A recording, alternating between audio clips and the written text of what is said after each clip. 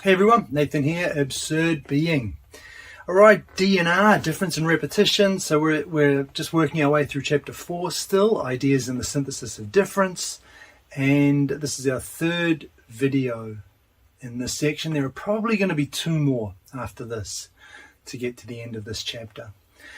So the guiding question in this video is going to be, where do ideas come from? We've kind of looked at exactly what ideas are. In this video, we're going to look at the origin of ideas. So the first section is called Problems and Questions. So traditional philosophy on this issue of the source of ideas has defined ideas, first of all, as a movement of thought. So mental, inner, that kind of, the cogito, right, consciousness. And they've defined the movement of thought as a passage from the hypothetical to the apodictic. Apodictic just means to the certain, to the something we can know or we have certain knowledge about. And so these always, as I said, start with a proposition of consciousness, which is affected by Deleuze, what Deleuze calls a coefficient of uncertainty. For example, the classic example of this is Cartesian doubt. And then it moves from that to an apodicticity, a certainty, or an imperative. And the examples that Deleuze gives of these are things like Descartes' God, Plato's good, Leibniz's the best of all possible worlds, Kant, categorical imperative, Fichte, self, Hegel's science, those kinds of things. So they always move from this position where we don't know, we're unclear, we're uncertain, to a position of certainty. And that's what an idea is. So closely connected with consciousness and the movement from unknowing to certain knowledge. The problem for Deleuze with this is that it reduces the idea, first of all, to propositions of consciousness and representations of knowledge. And to me, when I think about this, that the problem, there are kind of 2 problems with this. First, it's limiting, thinking of ideas as propositions of consciousness and representations of knowledge. It's limiting because the idea, as we've seen in the last video, is broader than this. It's not just about what's going on in your head. It's a more metaphysical idea. It seeks to grasp how things come about, how concrete realities arise. So the idea is broader than that. So the traditional notion of ideas is limiting, but it's also distorting, because this is just not what ideas are for Deleuze. Deleuze sees ideas as something more than just mental phenomena. The second problem is that it yields a moral imperative. So this is something, the imperative that comes from that the movement of thought leads to in the idea is identified with the good in some way. It always, so in other words, it's always moral. So Descartes' God, it's a good God, it's a beneficent God, a God who wouldn't deceive you. Plato, obviously good, the good, goodness itself. Leibniz, again, best of all possible worlds. So all of these have the direction of the movement is always towards an imperative, but an imperative that is moral. So it always invokes goodness in some way. It's connected with the good. So Deleuze, on the other hand, he's going to, the way he thinks of the source of ideas, he's going to frame this in terms of problems and questions. So the movement of thought, he says, if we limit ourselves to thinking about how thought works, It's not from the hypothetical to the apodictic, from the uncertain to the certain. Rather, it's from the problematic to the question. And that changes the whole dynamic of what an idea is, and what thought is doing when it's when we are seeking to understand something, to bring about, to have an idea. And the key notion here for me is where Deleuze says, in order to understand the relation between questions and problems, is where he says questions develop into problems and problems are enveloped by questions. So the relation between the two is, and it can take a little while to think about this and let this rest, let this kind of settle in some way, because it is circular, right? Questions develop into problems, and then those problems are enveloped by questions. So there is a circularity to this.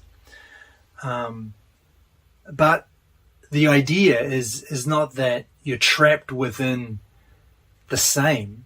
The idea is that circularity is endlessly generating newness, novelty. It's endless creation. So the questions develop into problems, and then those problems in turn invite, if you like, more questions. So those problems become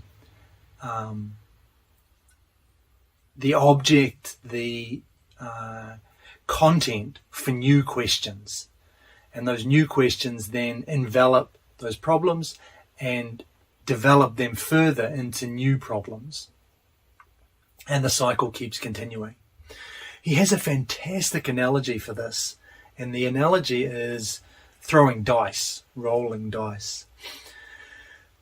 So if we imagine throwing dice, in the analogy, the singular points are on the die, he says. They're on the die. So these are the singular points, like the pips on a die. These are what I understand this as being the differential elements themselves in the idea, the virtual multiplicity. So the singular points are on the die, they're the pips. The questions are the dice themselves. The imperative, so there is an imperative here, but the imperative is not moral in any way. It's not about goodness or badness or evil or whatever. The imperative is to throw. That's the only imperative, that the dice be thrown. And the idea is the problematic combination resulting from that throw. So that it seems kind of simple when I explain it like that, but what I found when I was trying to grasp the relation between problems and questions and how the imperative fits into this and what he's getting at here, this was such a helpful analogy. I just keep coming back to this. The questions are the dice themselves. The imperative is to throw. The idea is the problematic combination resulting. So there are a couple of key points. First, one of the biggest things about features of this analogy is that it's all about chance, right? So he says that the repetition of throwing does not derive from a persistent hypothesis or identity in a constant rule. So again, we're distancing ourselves from anything that might resemble identity, sameness, unity, oneness. Everything is about getting away from that. And this idea of chance is I really like this. So instead of it being kind of controlled, we think of thought as being, or the movement of thought, the generation of ideas we think of as being controlled, something we are in control of. We have ideas, right? I have ideas. I make the ideas come about. And Deleuze is just throwing this element of chance in there. It's not so much in the sense of randomness and that anything happen. Any idea could come about. There are directions. There are furrows that your thought moves within, but it's just not. It's not something that's completely controlled by the individual. It's not completely within your control. We've talked about that before, but this analogy just really brings it out nicely, I think. So the repetition of throwing, there's no persistent hypothesis, there's no identity in a constant rule. And the other thing is that the imperative, as I said, is not moral. It's not connected with goodness in any way. It's rather, the way I think of this, it's kind of like a natural requirement. It's just the way that the world is. To stay within the analogy, the dice are being thrown. That's bedrock. That's just what's happening. There's no, it's not good or bad. It's prior to, in fact, goodness and badness. It's just how the universe works. It's where and so that's what we're looking for, right? The source of ideas. And Deleuze says, in fact, that the imperative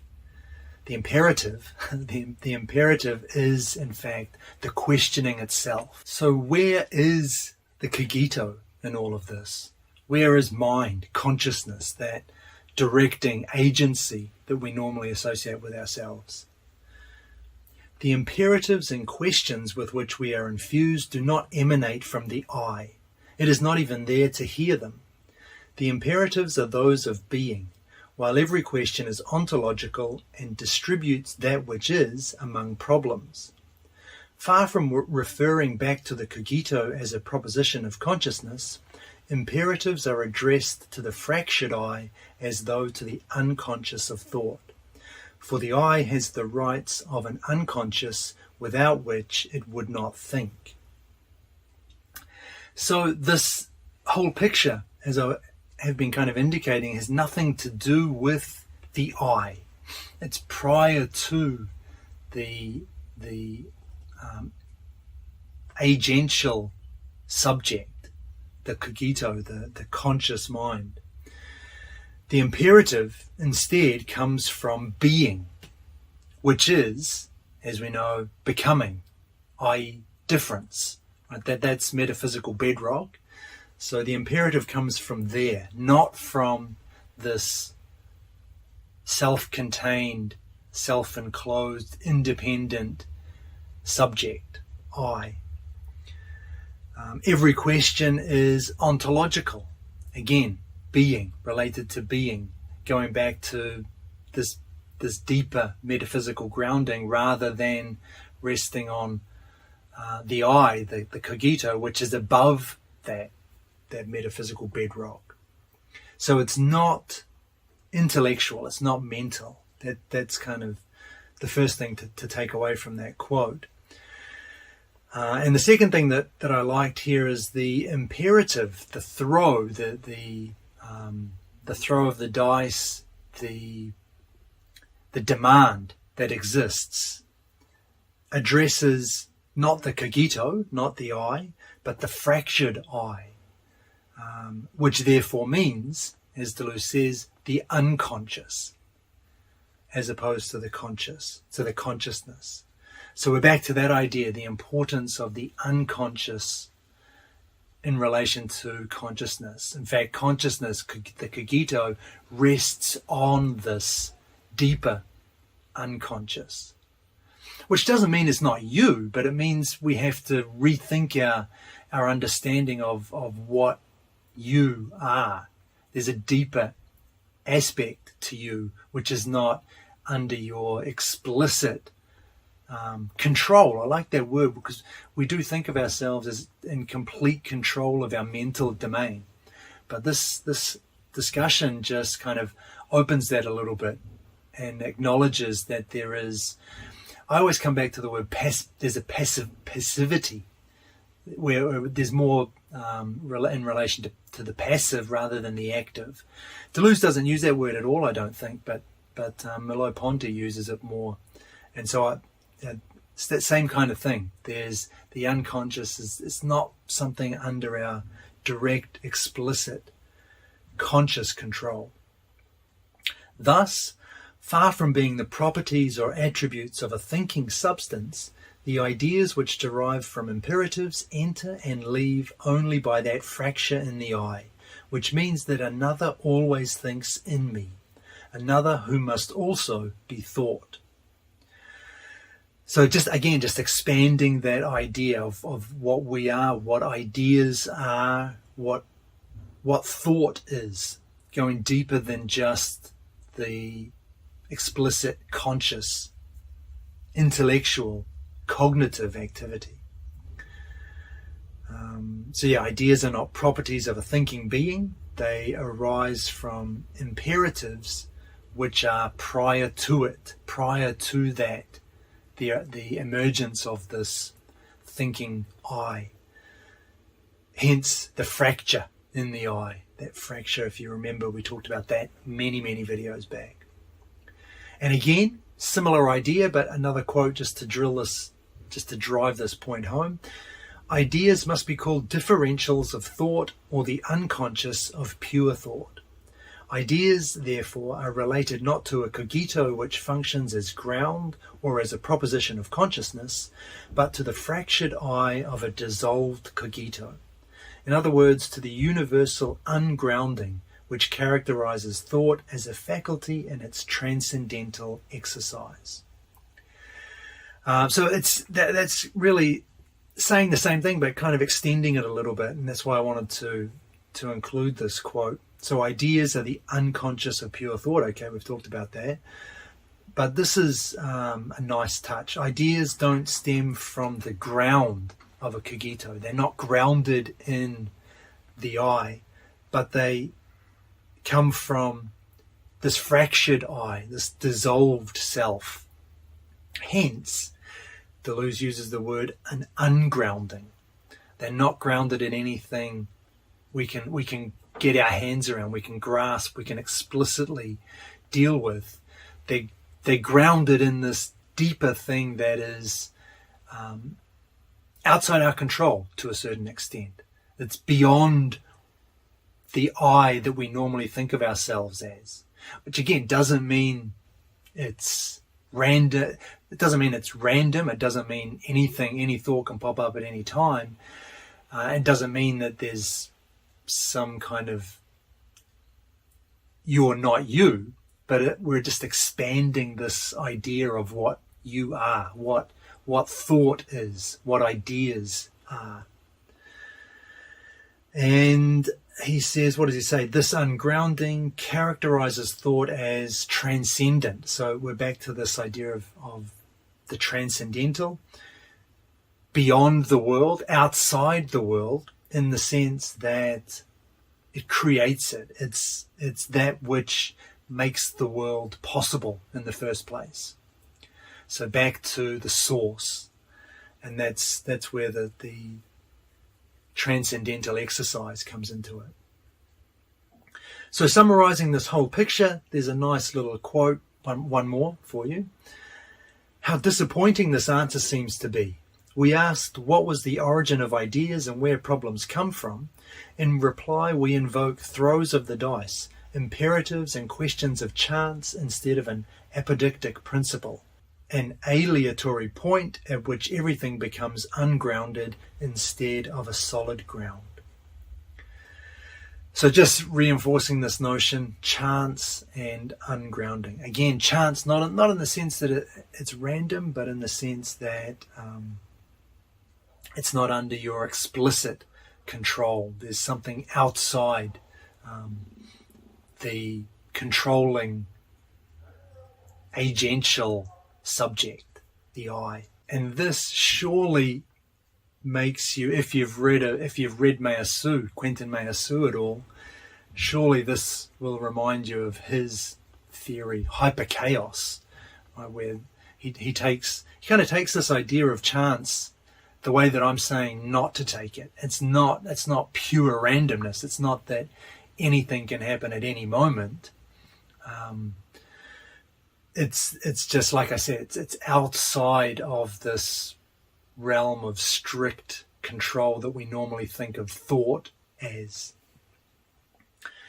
So what we have then, 4 moments in the origin of ideas. Deleuze uses the word instances, 4 instances, but I prefer moments here. So 4 moments in the origin of ideas. The first is the imperative or ontological questions, going back to being, going back to difference, metaphysical bedrock, if you like. That's the word I like anyway. Dialectical problems emerging from those questions. So those questions get taken up and interpreted, understood as problematic. And then vice diction, those 2 procedures we talked about. The symbolic fields of solvability, which correlates to what we called in the last video, determining the conditions of problems. The specification of adjunct fields, that was letting other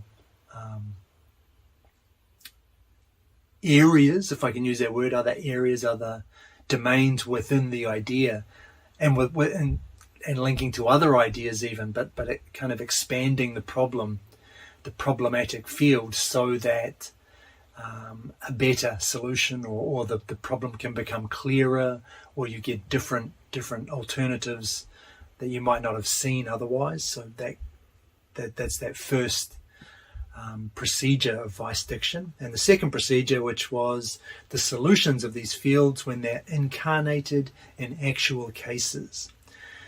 And this is the genesis of solutions, which we called in the last video the condensation of singularities. So this is that explosive moment when ideas are incarnated and actualized. That was the other word. So we just have one last little point to go over before we leave this section.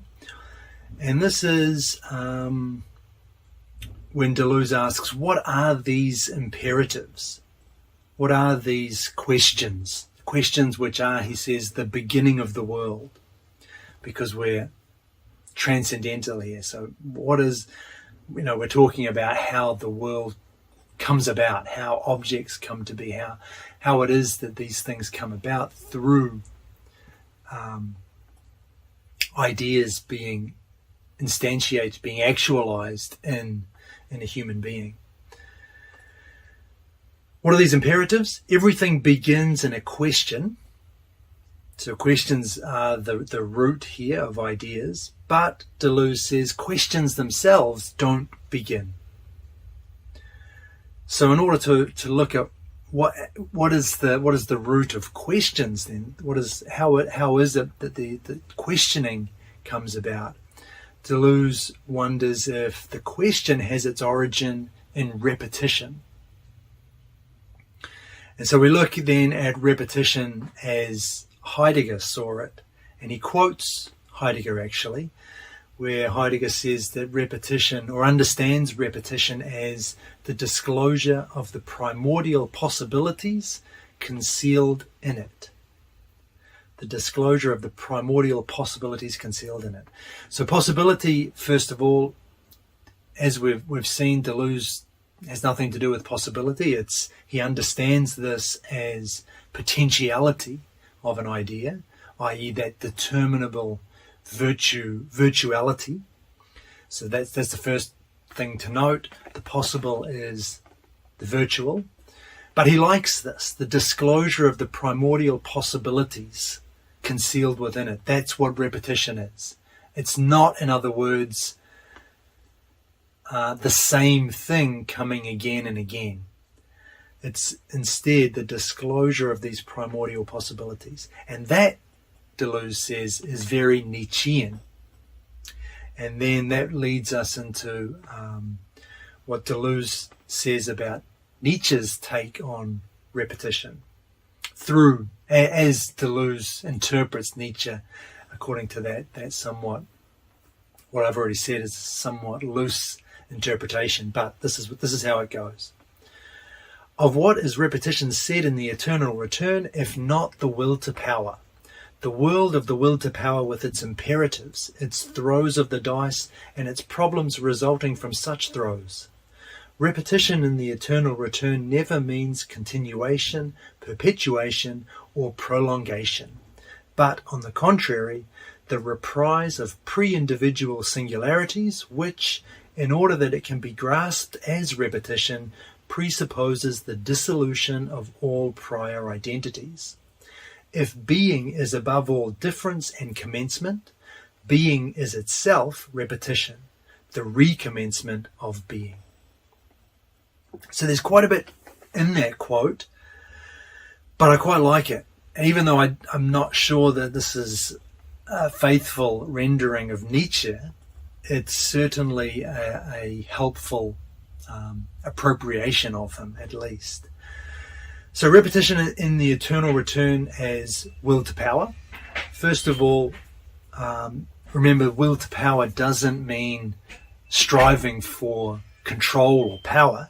It means, according to Deleuze, whatever you will it to the nth power. So will it with all of your might, if you like. Will it with full intensity.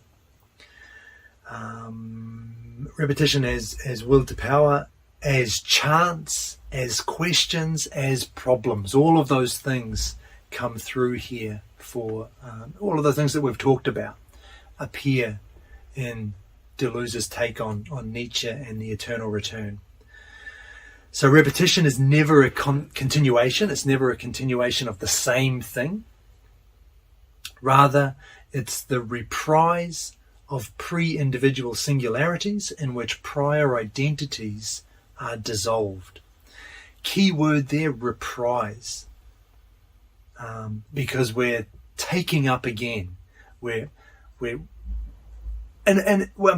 That's what I said before. We're appropriating. Actually, that's a good word for it.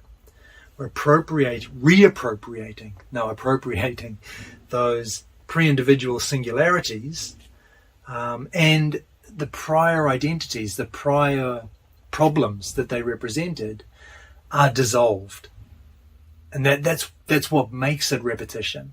Because if it was just the same thing again and again, for Deleuze, that doesn't even qualify as repetition. So those prior identities that have come about must be dissolved in order for repetition to take place. Which means that, and this is an idea that we've talked about before, repetition is not in the content. It's not in it's not in the thing, the actuality, the actual idea that's been actualized. That's not what's being repeated. Rather, what's being repeated is, the repetition is coming about in the process of being itself. Ideas becoming actualized in that circle.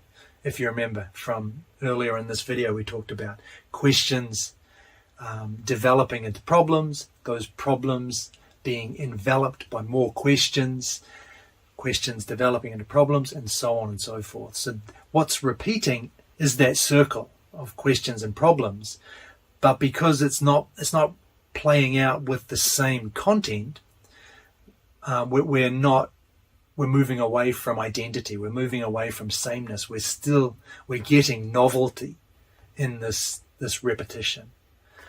Essentially, we're talking about repetition of to use a word that I think Deleuze wouldn't use, but the repetition of the form. That's what's being repeated. The content is always different, though. The content must be different, because in order to be repetition, those prior identities are dissolved. In order for it to be a retaking up of those prior problems or those prior actualizations, they must themselves be dissolved. And that's why, back to what Deleuze says about Heidegger, or what he quotes from Heidegger, repetition is the disclosure of the primordial possibilities concealed within it. So, same idea. It's disclosing primordial possibilities understood as potentialities, virtualities. So we're never getting the same thing again. It's not about repeating the same thing, but about kind of through that same cycle, expanding and moving into new ideas, new territory. Now, the last part of that quote, I just want to go through again because it's a little bit of a tricky sentence, and this is how I understand it anyway. So he says, if being is above all difference and commencement, being is itself repetition, the recommencement of being. So the first being is in quotation marks, and the reason that is, I think, is because being is actually becoming. We've talked about that before. Being's not any fixed thing. It's not substance. Being is actually becoming. And that's why I think Deleuze puts being in quotations. So being is difference, right? That's metaphysical. That's metaphysical bedrock. And commencement, beginning. That's where everything begins here. That's where the questions begin. The questions themselves have no beginning, but the beginning is in being itself, difference itself. And then the being is itself repetition. And this being is with a capital B, which is kind of a surprise. And the way I understand this, the reason I think it's a capital B is because here Deleuze is talking about the process of being becoming. And that's the reprise of those pre-individual singularities. That's what that is. It's that the way that being becomes, the way that difference actualizes, that process. And that is what I think Deleuze means by capitalizing the B here. So being then is repetition. The process of being becoming is repetition, and this is a recommencement, restarting. So questioning is actually always a restarting. It's a repetition because we're repeating that process. Whether it's the first time or not is irrelevant, because the idea, this is just how Deleuze understands that process, which is it's going to be continually repeated. Difference is the original beginning, and it's taken up by repetition, which is a re-beginning, which restarts by reprising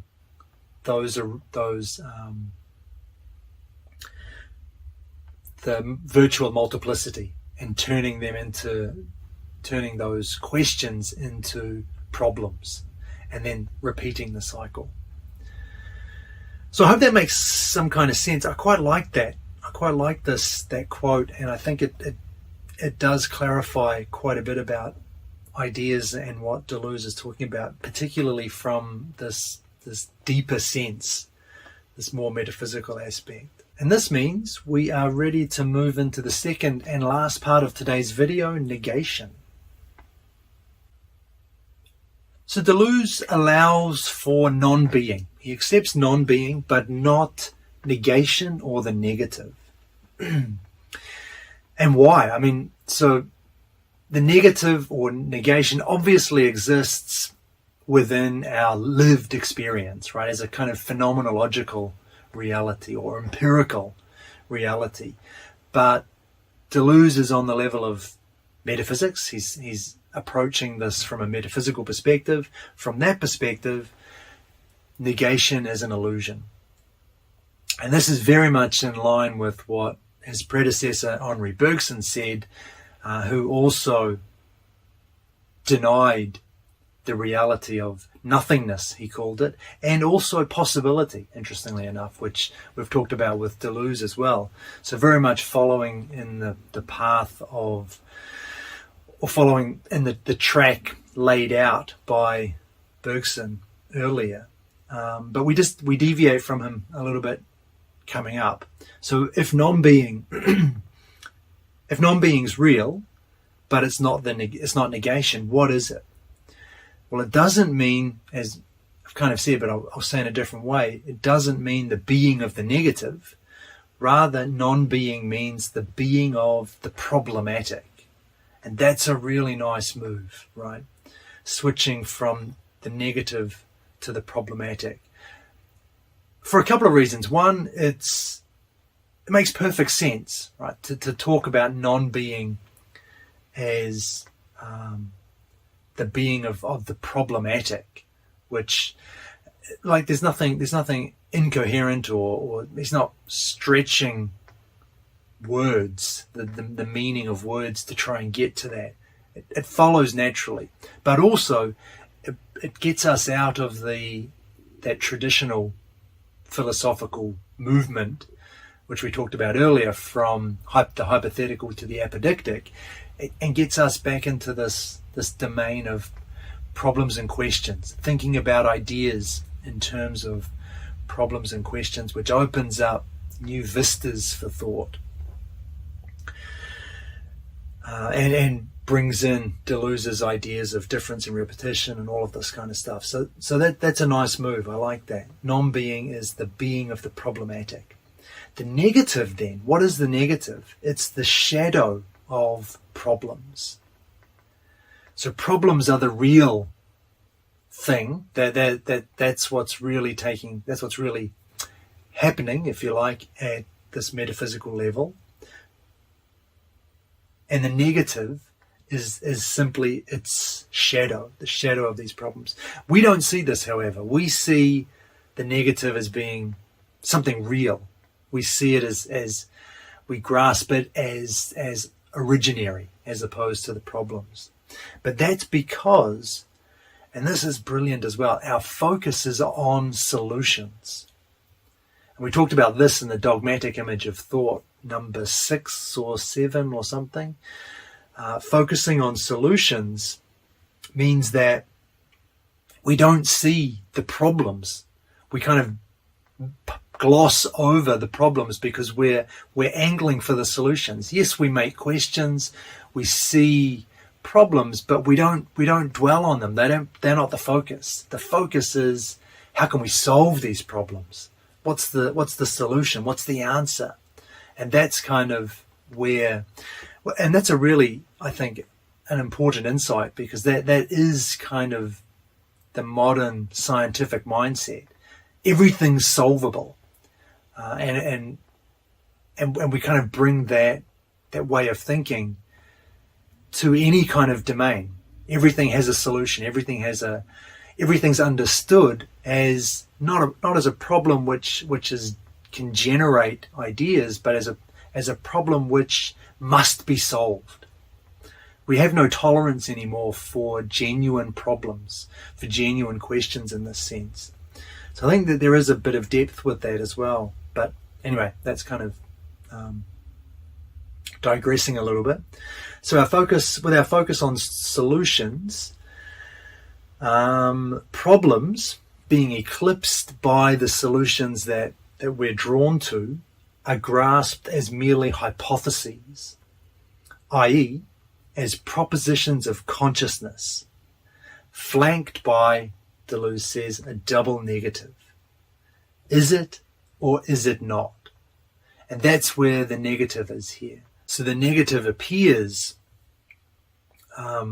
surrounding these hypotheses, which are propositions of consciousness, and that they're surrounding the hypotheses as it's going to be one or the other. One or the other of these two options is going to be correct, but we don't know which one yet. Whichever one it is hasn't yet made itself clear. So in that sense, a negation of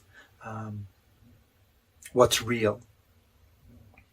So we have a kind of a nice path to follow Deleuze through here. The focus on solutions leads to grasping problems as hypotheses with the aim to get at the solutions.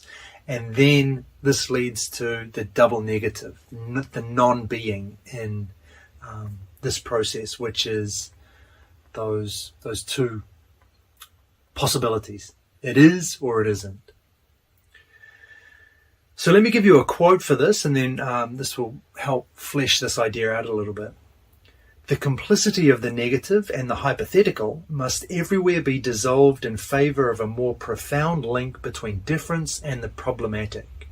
In effect, the idea is made up of reciprocal relations between differential elements, completely determined by those relations, which never include any negative term or relation of negativity. So instead of the negative and the hypothetical, Deleuze is interested in difference and problems. And this is, when I read this, I see the distinction as being between the first being about consciousness, propositions of consciousness, the second being about metaphysics, metaphysical reality. And the other thing to note from that quote is that the idea has no trace of negativity in it. There is no negation here. Everything is pure positivity. Not in a moral sense, of course, not in the sense that it's good or right, but just in the sense that there's nowhere here for negation to come about, because it's reciprocal relations between differential elements. There is nothing. There's nothing to grasp in which there's nowhere where we can insert negation into this picture. Everything is happening as pure positivity. It really reminds me of Sartre, actually, who, when he talks about being in itself is, he says again and again, it's pure positivity. There's no trace of negation in it. Obviously a very different context, but it just brings to mind that idea, which if you've read Sartre might help clarify this. There's just no trace in which negation can get a foothold. There's nothing in which negation can latch onto in the idea as Deleuze has described it here. So what's also important is that we must avoid opposition, and because this is also a form of negativity. So real things appearing in contrast to other real things, that's opposition. And that's where you get negativity again, and that one thing is not another thing. So nothingness arises through there, non-being. But as we've seen, that's not how ideas work. That's not what the virtual multiplicity is. It's not composed of real, independently existing points which then enter relations with each other. Those points themselves are virtual. They are nothing until these reciprocal relationships form. That was the whole point of the second aspect of those three aspects. The second aspect being reciprocal determination, we called it. The determinable. So rather, it's about, instead of negativity, the focus is on difference in itself, difference not as the relation of two things that are identical to themselves, there's no sameness or oneness here. Difference and virtuality, things, those elements within ideas becoming elements only through this process of actualization, moving through that process towards an eventual actualization. So in other words, a wholly positive multiplicity. The affirmations of being are genetic elements in the form of imperative questions. These develop in the positivity of problems. The propositions of consciousness are engendered affirmations which designate cases of solution. Each proposition, however, has a double negative which expresses the shadow of the problem in the domain of solutions. In other words, it expresses the manner in which the problem subsists in the distorted image of it given in representation. So another path laid out here. Imperative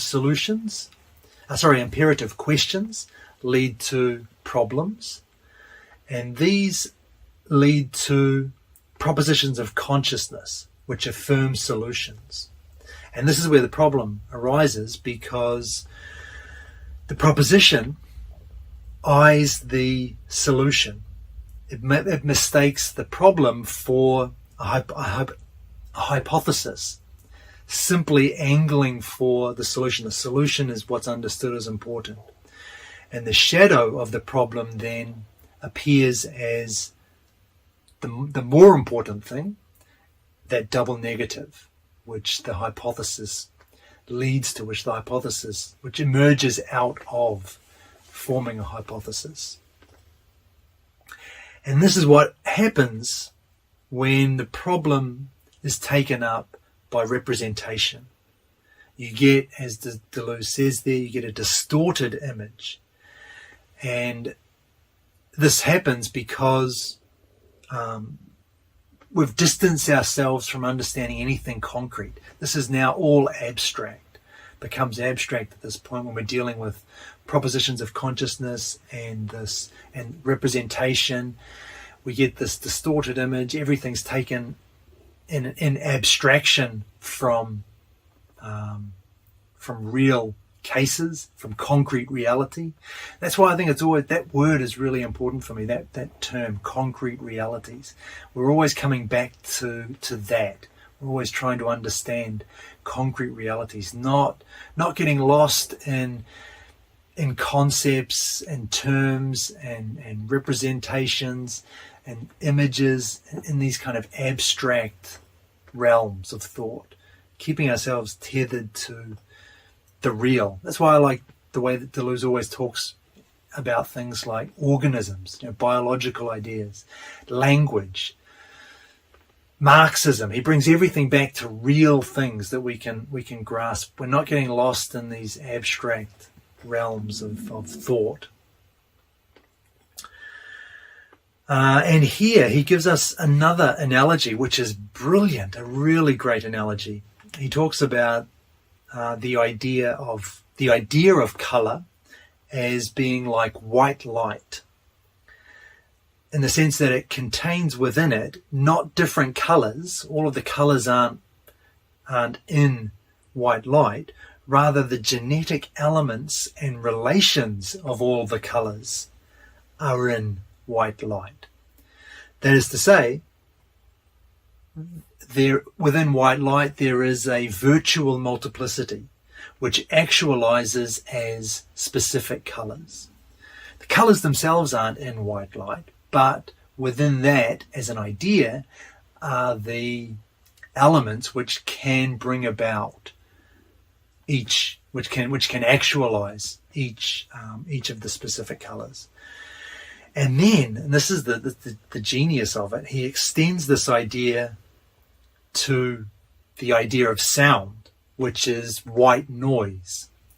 And again, white noise, all of the possible noises all possible sounds aren't included in white noise, but it's understood as a virtual multiplicity within which different elements can relate to each other in different ways, such that any sound can be produced from it. And then we go on further, so we can take this to the idea of language as well, so that there's a white language. The idea of society, there's a white society. Just a really a brilliant idea there, actually, a brilliant extension of that.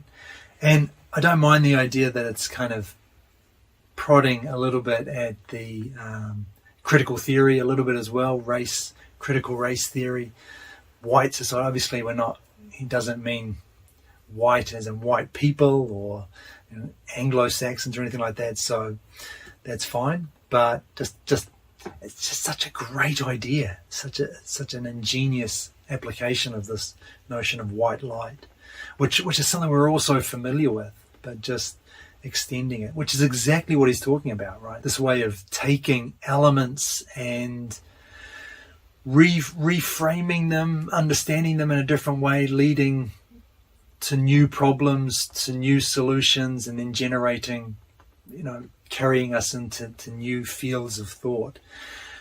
Brilliant. Okay, let's look at a summary. So the first section was problems and questions.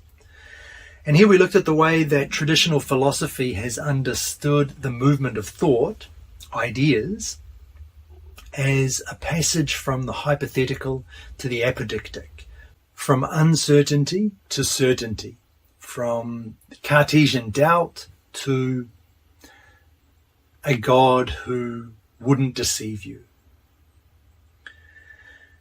And a couple of other things that were important about this traditional philosophy was it reduced ideas to propositions of consciousness and knowledge. And I talked about this as being both distorting and limiting, a limiting way of understanding ideas. Also, this approach yielded a moral imperative, which meant that the movement of thought ended in something related to the good. It ended up connected to the good in some way. For Deleuze, however, he understands ideas, and in particular in this case the movement of thought, as going from the problematic to the question.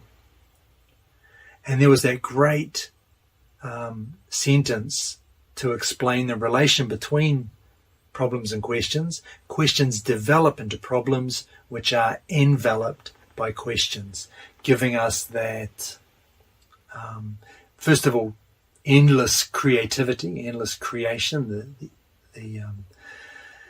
There's no end point in a fixed system of knowledge. There's always room to grow, to improve, to progress, to develop. And also highlighting the role repetition plays in this. And a couple of important points in contrast to traditional philosophy. This gave us an ungrounding in chance and emphasized the unconscious. So instead of being grounded in a cogito, we found that Deleuze wants to unground us in chance. Ideas were ungrounded. So that analogy of throwing dice, that was the brilliant analogy for that.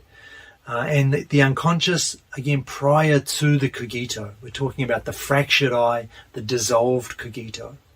Prior to this, the agential subject, the subject in control. Ideas emerge from this deeper reservoir. And the imperative, instead of being moral for Deleuze, the imperative is the questioning. As, just going back to that analogy, the imperative being to throw the dice. That's the only imperative here. In the last section, we talked about negation. We talked about the way that negation is the shadow of problems which are grasped as hypotheses. So there was this idea of the double negative, which is where hypotheses carry us because we are focused on solutions rather than problems and questions. Negation arises in representation, which we characterized as a distorted image and arising from understanding reality through an abstract lens. And that brilliant analogy at the end, white light as that virtual multiplicity containing all of the other colors in virtual form, and extending that analogy to white noise, white society, white language. Just a really illuminating way to think about this. Okay, and that's me for today. So hopefully that has helped. Like I say, I think there are 2 more videos coming in this chapter, and then we'll move into chapter 5. Thanks for watching, and I'll catch you in the next one.